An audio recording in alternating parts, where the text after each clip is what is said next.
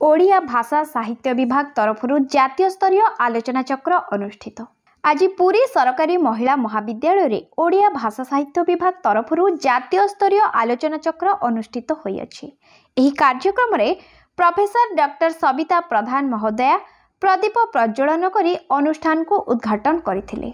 एही महाविद्यालय प्राक्तन अध्यक्षा तथा सुसाहित्यिका प्रोफेसर डॉक्टर लक्ष्मीप्रिया आचार्य और प्रोफेसर डॉक्टर तुलसी ओझा को विशेष भावे संबोधित करा जायछि। अन्य सम्मान्य अतिथि मानक मध्यरे उपस्थित रहिथिले प्रोफेसर डॉक्टर वैष्णव चरण सामल, प्रोफेसर डॉक्टर संघमित्रा मिश्र एवं प्रोफेसर डॉक्टर निवेदिता मिश्र एही सभा कार्य को परिचालना करथिले।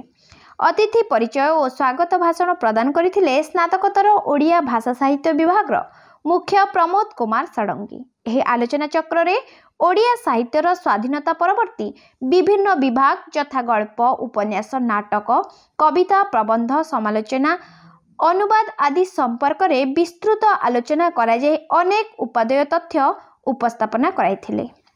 अनेक निमंत्रित महाविद्यालयर गवेषक, अध्यापक, अध्यापिका, छात्र छात्री माने एथिरे उपस्थित रही प्रश्नोत्तर कार्यक्रम रे भाग नैथिले। परिशेष रे छात्र छात्री मानक द्वारा सांस्कृतिक कार्यक्रम परिवेषण करा जायथिला। विभागर अध्यापिका श्रीमती सुकांती महांती, रश्मिरेखा विश्वाल, रश्मि बेहेरा, प्रज्ञा प्रियदर्शिनी जेना उपस्थित रही कार्यक्रम परिचालन रे सहायता करथिले। कार्यक्रमर साफल्य पाई अध्यापक डॉक्टर विभू प्रसाद सतपथी धन्यवाद ज्ञापन करथिले।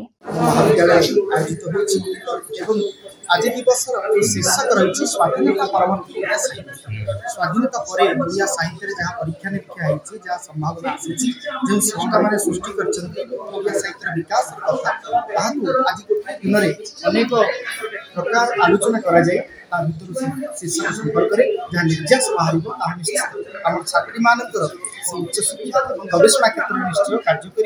स्वाधीनता परवर्ती ओडिया साहित्य विषय आलोचना चक्र अनुष्ठित होती।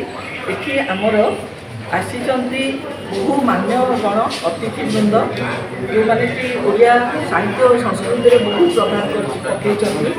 प्रथम हेले वैष्णव चरण सामल, तापरे संघमित्रा मिश्र, सविता प्रधान आम जी ऋषि अच्छा मनोरंजन प्रधान। तेणु आम उपस्थिति में आम निश्चय गौरवान्वित मन करुचु। जहाँ यहाँ ओडियार आमर जो यही वर्ष पीजी खोलला तार एचओडी अच्छा प्रमोद कुमार षडंगी सार, बहुत प्रचेषार कार्यक्रम आज अनुष्ठित होउछि। पुरीरू जगबंधु जेना को रिपोर्ट, फोकस प्लस।